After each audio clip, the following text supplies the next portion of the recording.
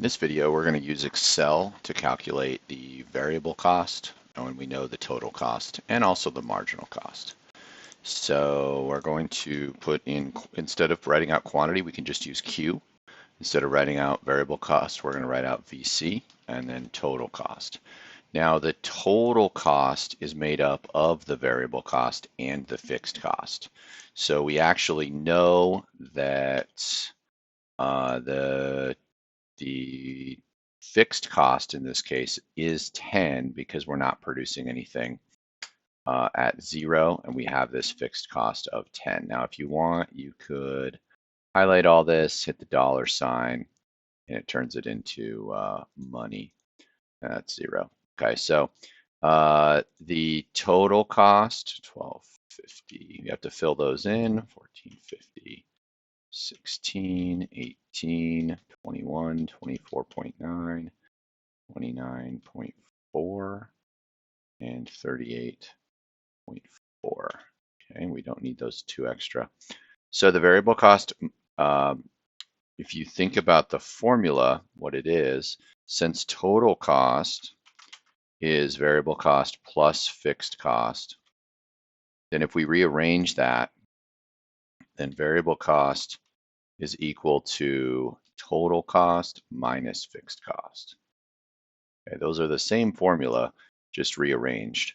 So then you can write this one. So we hit equal sign to write the function, and it would be this minus whatever the fixed cost is. Now I'm actually going to put in the fixed cost. Let's put it, we'll just put it right here. Fixed cost equals this. You can put this wherever you want. I'm going to change my mind and put it down here. I'm going to put the fixed cost as 10 right there.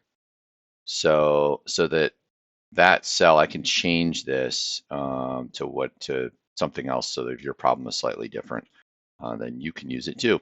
So we hit equals, and it would be the total cost for that production level minus whatever our fixed cost is, but I don't want this cell to move. Okay, so I'm going to highlight this, and I'm going to hit the F4 key on my keyboard. Now, this puts the $signs in front of it. That locks in that cell, so that cell's not going to move.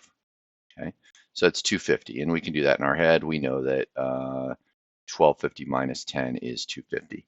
Now we can just copy this. I like to grab that little plus sign down, but you can also highlight it and then hit Control D, and it copies the cell down. We can check this right here. If you don't believe it, then it's 18 minus 8, and that's a difference of 10, which is the fixed cost. Reason I like to do it this way is, let's say that the fixed cost in your problem was only 6. Well, then you can change it here, and it updated everything. Okay, but I'll leave it like that. Last thing we want to do is marginal cost. So marginal cost is the additional cost of producing an additional unit. We can actually see that here, but the real formula is the change in total cost divided by the change in quantity. So we'll write a formula for this. So it would be 1250 minus 10, and then I want to put that in parentheses because we are going to divide, so that I have this. So telling Excel to do this first, and then I'm going to divide that by the change in quantity. So it would be 1 minus 0. Put that guy in parentheses. This way I can just copy the formula all the way down. And we knew that was 250 because 1250 minus 10 is 250. We could also use, if we want to, so I'll drag that down.